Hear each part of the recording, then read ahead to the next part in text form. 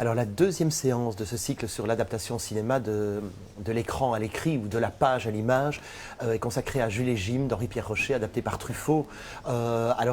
Sur l'affiche du cycle, vous voyez Marie-France Pizier, qui est décédée malheureusement l'année dernière, qui ouvre un livre d'Antoine Doinel, Les Salades de l'amour. Ça, ne le demandez pas en bibliothèque, il n'existe pas. Par contre, Jules et Jim existe, mais c'est un hasard que Truffaut l'ait découvert. Il est en train de chiner dans une bouquinerie et il a trouvé que l'allitération Jules et Jim, ça passait particulièrement bien. Le hasard fait bien les choses parce qu'évidemment c'est un récit d'une passion amoureuse brûlante entre trois personnages, c'est un triangle amoureux et on sait que Truffaut avait une vie sentimentale compliquée, mais ce qui l'a fort frappé, c'est également le style du récit.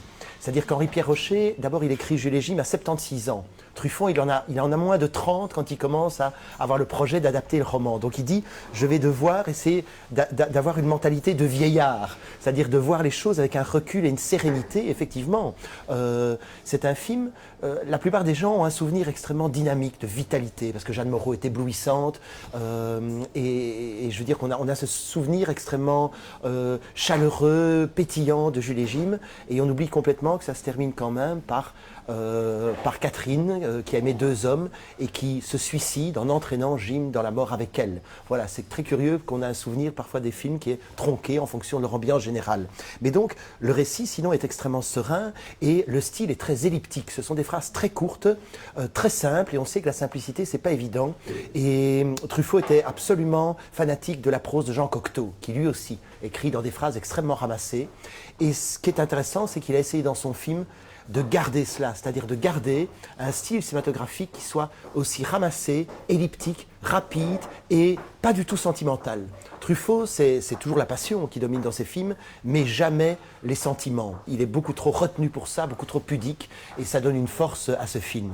Et alors il y a un deuxième aspect qui est fondamental dans le roman et dans le film, c'est que Truffaut avait écrit un article en 1954, il était critique bien sûr avant d'être réalisateur, il avait écrit un article incendiaire qui s'appelait « Une certaine tendance du cinéma français », où il s'attaquait aux ténors du cinéma français des années 50, les Claude Autant-Lara, les Clouzot, les Yves Allégret, et à leurs scénaristes, notamment le tandem Jean Range et Pierre Bost. Et ce qu'il leur reprochait, c'est d'avoir une position hautaine vis-à-vis de leurs personnages, c'est-à-dire qu'ils traînaient leurs personnages dans la boue et qu'eux, évidemment, se sentaient supérieurs à leurs personnages.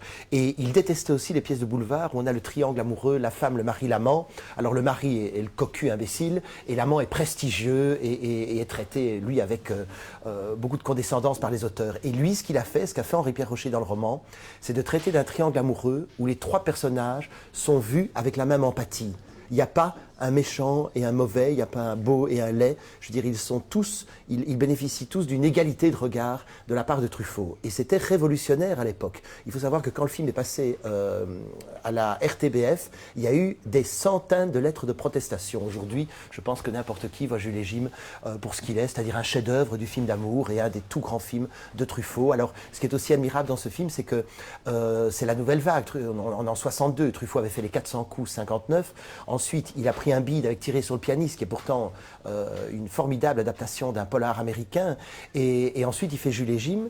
Et je veux dire, il va même jusqu'à intégrer des erreurs sur le tournage, sur le plateau. Par exemple, on connaît tous la chanson de Bassiac. Il intervient d'ailleurs dans la séquence, c'est lui qui joue à la guitare en accompagnant Jeanne Moreau. Bassiac, c'est le pseudonyme qu'il avait pris pour composer des chansons, alors que comme écrivain, il s'appelait Rezvani. Il avait écrit le tourbillon de la vie. Et Jeanne Moreau se trompe pendant la prise et elle inverse les strophes. Et du coup, elle a un sourire gêné, elle regarde Bassiac qui est en train d'accompagner à la guitare. Et Truffaut a trouvé que ce moment était, d'un point de vue émotionnel, bien supérieur à ce qu'aurait été une 20e prise où la phrase, les strophes auraient été mises dans l'ordre. Voilà, donc ça c'est aussi une leçon de la nouvelle vague, c'est garder la spontanéité d'un tournage.